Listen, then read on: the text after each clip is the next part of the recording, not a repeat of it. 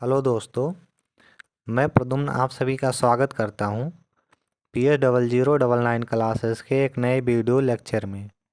आज के video lecture में हम लोग देखने वाले हैं DLED 4 सेमेस्टर में साइंस के राजन सीरीज में अतिलघुत्तरीय प्रश्नों को, जो कि हमारा पार्ट नंबर 3 है। पार्ट नंबर 1 और 2 में हम लोगों ने 40 क्वेश्चन को देख लिया है।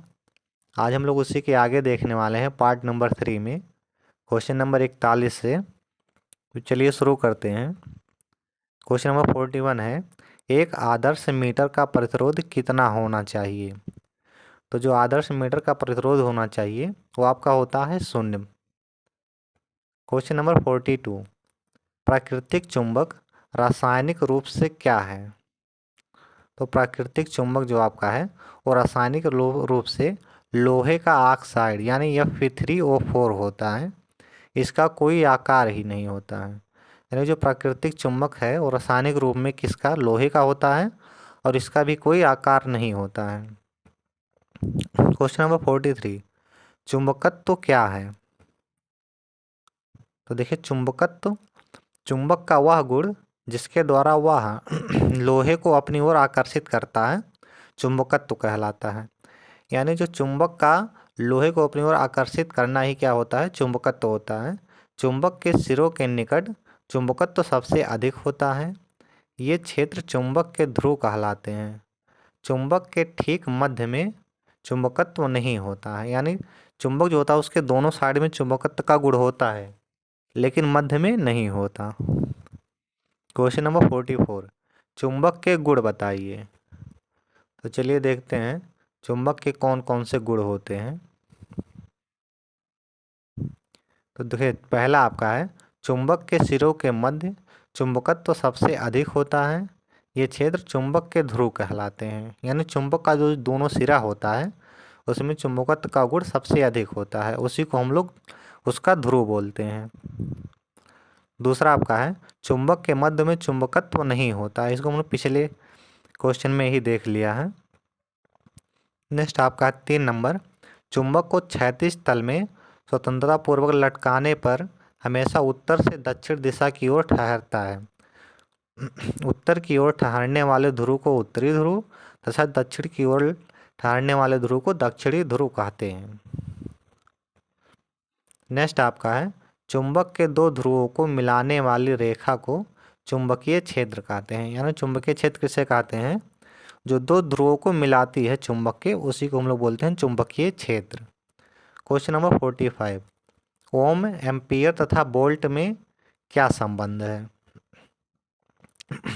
तो देखिए वोल्ट बराबर होता है आपका एम्पियर गुणे ओम, यही इसमें संबंध होता है। क्वेश्चन नंबर 46, रुधिर का रंग लाल क्यों होता है। तो पिछले वीडियो में हम लोगों ने इसका देख लिया है। तो रुधिर का लाल रंग इसलिए होता है क्योंकि इसमें हीमोग्लोबिन पाया जाता है। हीमोग्लोबिन में हीम नामक रंजक होता है जो रुधिर को लाल रंग प्रदान करता है। हीमोग्लोबिन में पाए जाने वाला लौह यौगिक हीमेटिन होता है। यानी जो आपका ये रुधिर होता है ये लाल इसलिए होता है क्योंकि इसमें क्या पाया जाता है, हीम नामक एक रंजक पदार्थ पाया जाता है जो इसको लाल रंग बनाने में मदद करता है। क्वेश्चन नंबर 47, आरबीसी और डब्ल्यूबीसी तथा रुधिर प्लेटलेट का जीवन काल बताइए। तो चलिए देखते हैं। आरबीसी का जीवन काल आपका होता है 20 से 120 दिन। डब्ल्यूबीसी का कार्यकाल 13 से 20 दिन और रुधिर प्लेटलेट्स का कार्यकाल आपका होता है 8 से 10 दिन। ये इसका जीवन काल है। क्वेश्चन नंबर 48, उस जीव का नाम बताइए जिसमें आरबीसी जो होता है वो केंद्रक में पाया जाता है। आरबीसी में केंद्रक पाया जाता है, ऐसा कौन सा जीव है। तो आपका होता है वुटियोम लामा नामक स्तनधारी के आरबीसी में केंद्रक पाया जाता है। ये आपके दो जीव हैं ऐसे जिसके आरबीसी में केंद्रक पाया जाता है। पहला ऊट है, दूसरा आपका लामा। क्वेश्चन नंबर 49, आरबीसी लाल रुधिर कणिका जो है या रुधिराणु के कार्य बताइए। तो देखिए पहला आपका है शरीर की प्रत्येक कोशिका को ऑक्सीजन पहुंचाना। नेक्स्ट आपका है शरीर की प्रत्येक कोशिका से कार्बन डाइऑक्साइड को वापस लाना, ये आरबीसी के कार्य होते हैं। नेक्स्ट आपका है रुधिर को लाल रंग प्रदान करना। क्वेश्चन नंबर 50, प्राथमिक उपभोक्ता, द्वितीयक उपभोक्ता तथा तृतीयक उपभोक्ता की प्रवृत्ति के बारे में आप क्या जानते हैं? तो चलिए देखते हैं। देखिए, प्राथमिक उपभोक्ता जो होता है वो आपका शाकाहारी होता है। द्वितीयक उपभोक्ता मांसाहारी या शाकाहारी दोनों हो सकता है। और तृतीयक उपभोक्ता आपका सर्वाहारी होता है। क्वेश्चन नंबर 51, अपघटनकर्ता या अपघटक से आप क्या समझते हैं?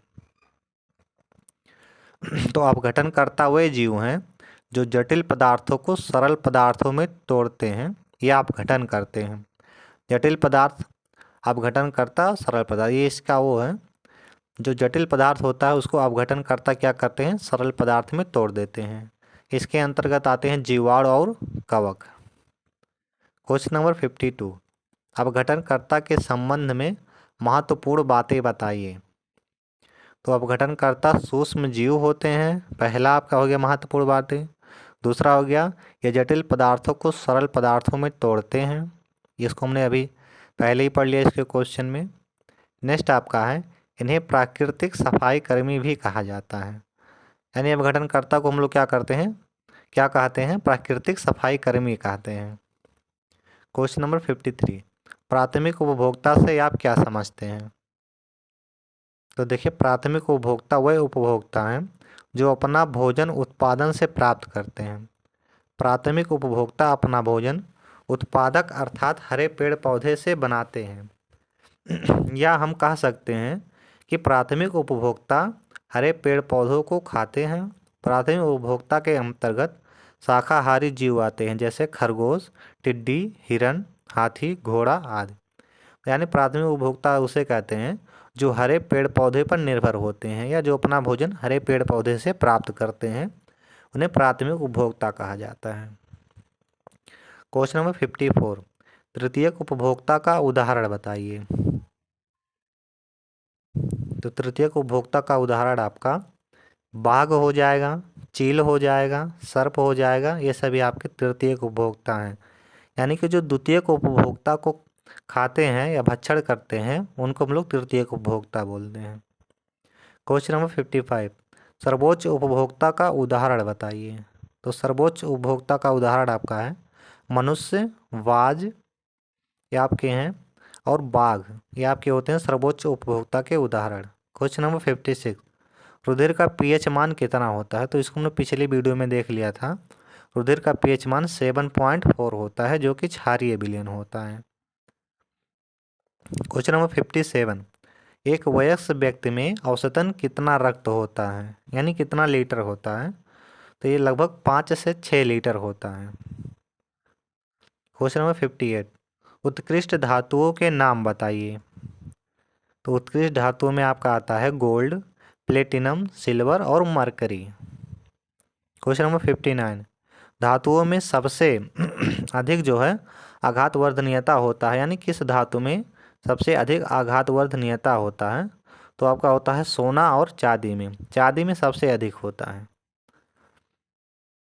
नेक्स्ट क्वेश्चन नंबर 60 और इस वीडियो का लास्ट क्वेश्चन, कौन धातु विद्युत धारा के सर्वाधिक चालक होता है?